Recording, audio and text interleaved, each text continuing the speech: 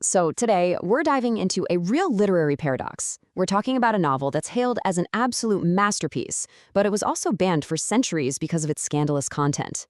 Let's get into the mystery of the plum in the golden vase. And right away, you see this central puzzle.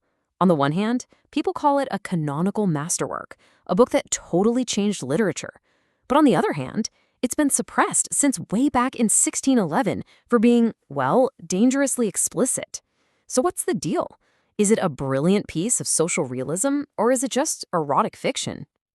All right, let's dig into this contradiction, starting with why it's so famous and so infamous. Okay, so first off, this is considered one of the great masterpieces of the Ming Dynasty.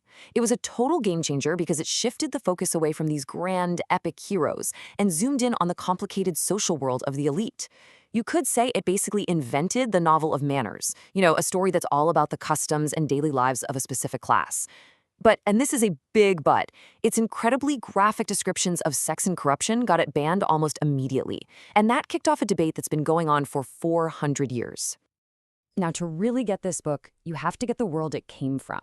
And believe me, it was an era of just unbelievable wealth, corruption, and excess. So here's the thing. Even though the plot is set a few hundred years earlier, the story is really a mirror. It's reflecting the author's own time, the late Ming Dynasty. And this period was wild. The economy was booming, just exploding with growth. But at the same time, there was this deep moral rot setting in, where it felt like money and stuff were the only things anyone cared about. And the main character, a guy named Zimin King, is the perfect poster child for this era. He's rich, he's corrupt, and he has absolutely no principles. He's a social climber who will do anything to get ahead. I mean, his house is described as this huge, dizzying maze of fancy courtyards, and they're not just for his family. They're for cutting deals and hiding bribes. His whole life is a reflection of the bigger picture, right? A society obsessed with stuff and pleasure, where this new, ruthless merchant class was taking over, and all the officials were on the take. So, okay, we've got this character who's the perfect symbol of his time. But what's really cool is how the author created this world. He didn't just make it up. No, he took a famous hero's story and completely flipped it on its head. Get this. The entire plot of this huge 100-chapter novel comes from one tiny little episode in an older classic called Water Margin. Now, Water Margin is this sprawling epic about heroic outlaws. This book takes a minor side plot from it, just a little story about adultery and murder, and blows it up into this massive, incredibly detailed drama about life at home. And this, right here, is the novel's most radical move.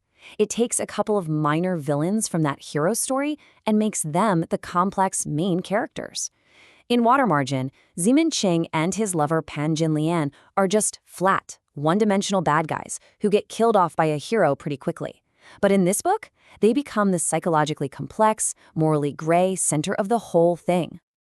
I mean, this was absolutely revolutionary for the time. The author just tosses out those simple black and white good guys and bad guys. Instead, he gives us something way more realistic and, frankly, unsettling. Complicated people just trying to survive and climb the ladder in a broken world. It was a massive leap forward for psychological realism in literature. So this focus on what happens inside the household isn't just random.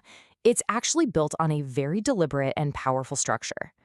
The book is so carefully structured. It's a classic rise and fall story told over 100 chapters.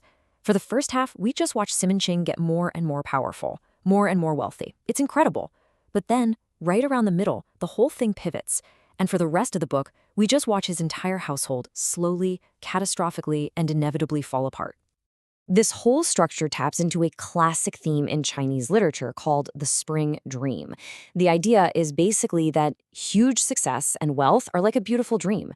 They feel real, but they're temporary, an illusion that's destined to end, usually in disaster.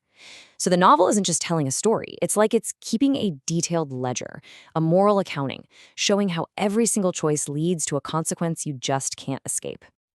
Okay, so how did this anonymous author use that structure to make a point about the society he was living in? Let's take a closer look. Here's another fascinating part. We have no idea who actually wrote this book. The author used a pen name, the Scoffing Scholar of Lanling, and that name?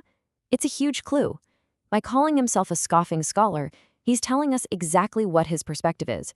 He's an ironic, detached observer looking down on all of this. And that lets him paint this brutally honest picture of a corrupt world without ever getting preachy. It's a super sophisticated, critical approach right from page 1. Which, of course, brings us right back to the big controversy. If this book is such a smart critique of society, then why is it so incredibly graphic? Well, the answer seems to be that all that explicit content is actually a very deliberate literary tool. Scholars who've studied it have found there are two different styles being used. There's a high erotic mode for relationships that are more, well, legitimate. But then there's this much more graphic style that's saved for scenes of just pure, unfiltered excess. And in those scenes, sex is all about transactions. It's directly tied to power, money, and social climbing. It's a way of showing how greed had poisoned everything, even the most private, intimate parts of life. So, when you put all the pieces together, what's the final verdict on this forbidden classic? The legacy is just massive. A lot of people argue it's the world's first truly realistic novel.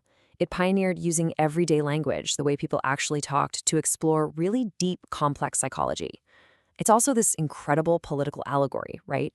The implosion of this one family is really a stand-in for the moral collapse of the entire Ming dynasty. But more than anything, it's just this timeless, unflinching look at the dark side of human nature, our greed, our lust, and our failure to be better.